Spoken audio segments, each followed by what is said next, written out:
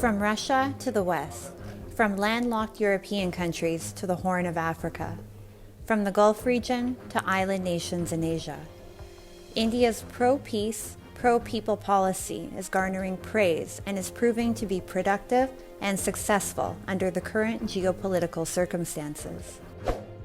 India has remained committed to placing the needs of its citizens above any type of allegiance to a specific nation or group, even in the face of mounting global pressure to choose sides.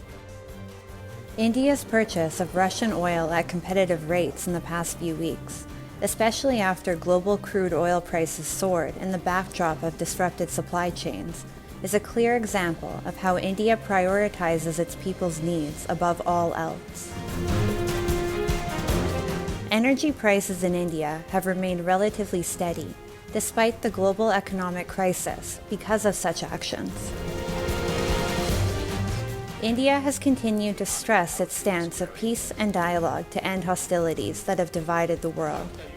In fact, India has not only maintained its relationships with both the West and Russia, but these relationships have been consistently improving as well. Recent statements from both the United States and Russia are clear evidence of India's strong and secure relationships with the two countries. The partnership between our countries, between India and the United States, is simply one of the most consequential in the world. It's vital to addressing virtually every global challenge that our people face, whether it's health security, climate change, food security, upholding a free and open international order, to name just a few.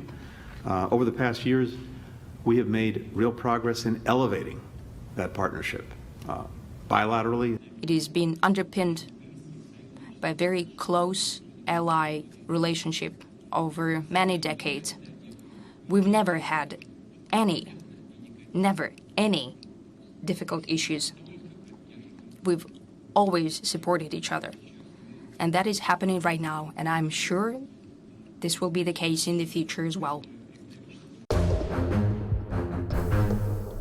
While India has grown to be one of the major forces in world diplomacy and commerce, it has never sought to use its power to gain an unfair advantage.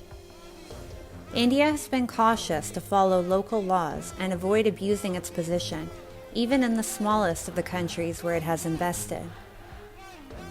Apart from defending its sovereignty, India has never used any form of force to achieve its objectives and goals. India's centuries-old principle of ahimsa, or non-violence, continues to guide its foreign policy even today. Smaller countries recently hailed India for its unwavering assistance even during their most trying times.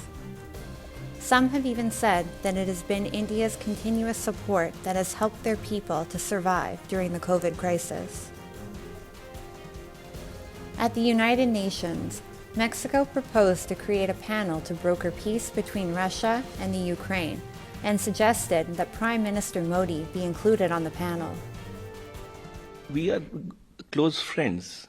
We are strategic partners. We are not allies. So when he talks of independence of foreign policy, that is very true.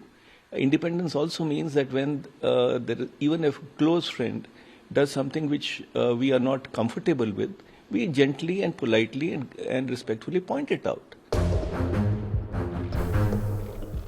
Observers have noted that Prime Minister Modi's proposed inclusion was primarily motivated by India's long-standing approach of people before power and dialogue and diplomacy.